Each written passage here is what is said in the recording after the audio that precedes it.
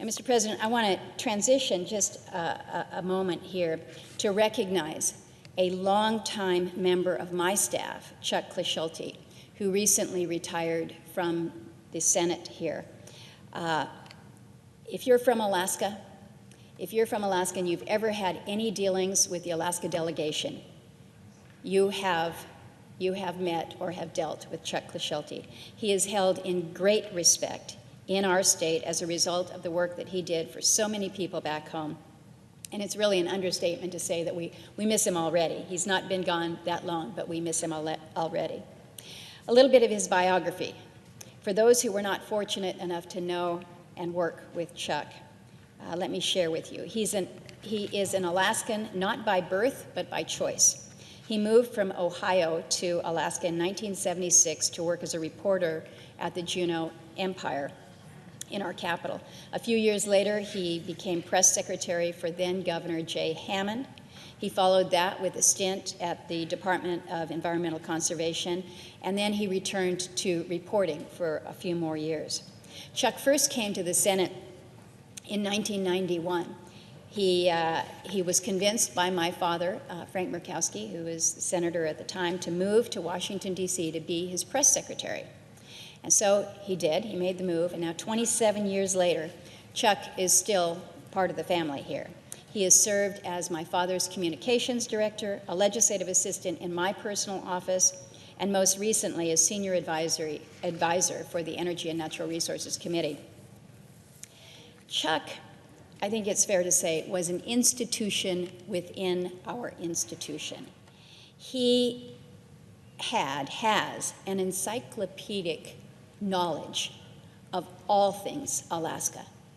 If you wanted to know what the vote was on a measure back in 1993 that related to Trans-Alaska Pipeline or whatever, Chuck would be able to recall that without any notes, without any prompt, without any background.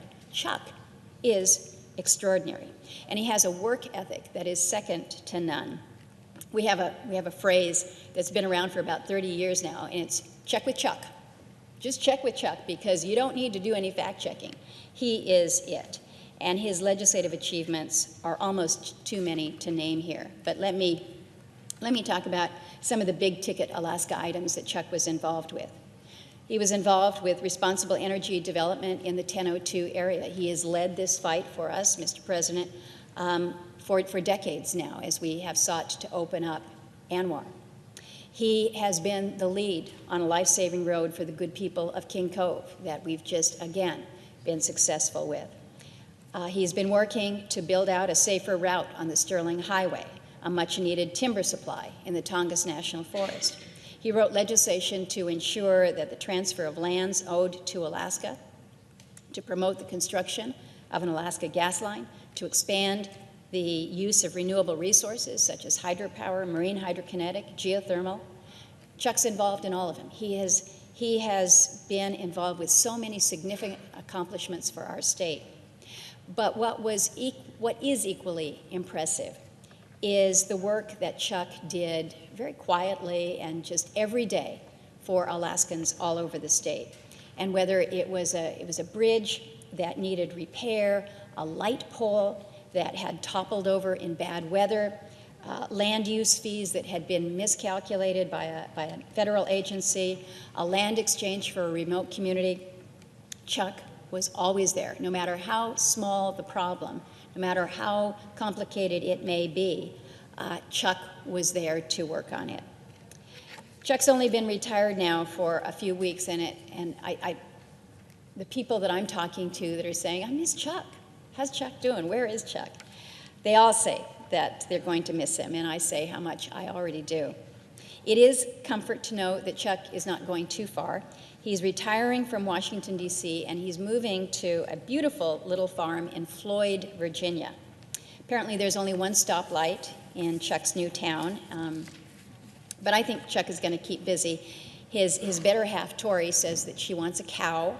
They want to grow a little bit of hay, and there's some grass to mow. There's a half-acre pond that apparently is stocked with fish.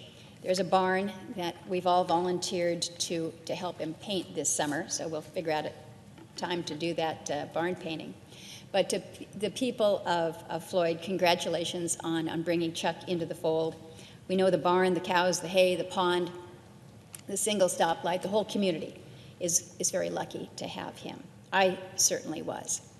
27 years in Congress, and near double that working on behalf of Alaska in some fashion or another. Chuck's guidance and work have not only benefited me, but the state and the people of Alaska and the rest of our country. And the favorite part, what I love best about Chuck is after all he has done, all he has accomplished, he is still one of the most humble guys that you will ever meet. I told him that recently, and he says, oh yeah, it's easy to be humble when you have a lot to be humble about. I mean, Chuck was just that way. He's always modest, but the example that he set as a true public servant is one to emulate. He worked hard every day, every day. He made our office a better place. He helped people, and in doing so, he's left some truly enormous shoes to fill.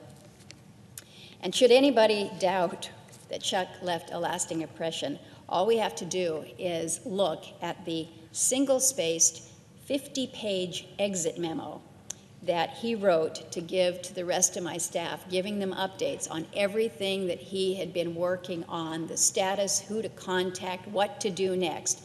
Chuck left the guidebook. He is incredibly thorough, he's amazingly impressive, and he is always appreciated. So I want to just tell Chuck Kleeschulte, thank you. Thank you for everything that you did for me, for Alaska, and for our nation. You will always be part of the Senate family and a beloved member of Team Murkowski.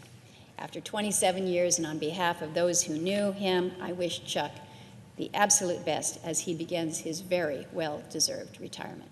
And with that, Mr. President, I yield the floor and would suggest the absence of a quorum.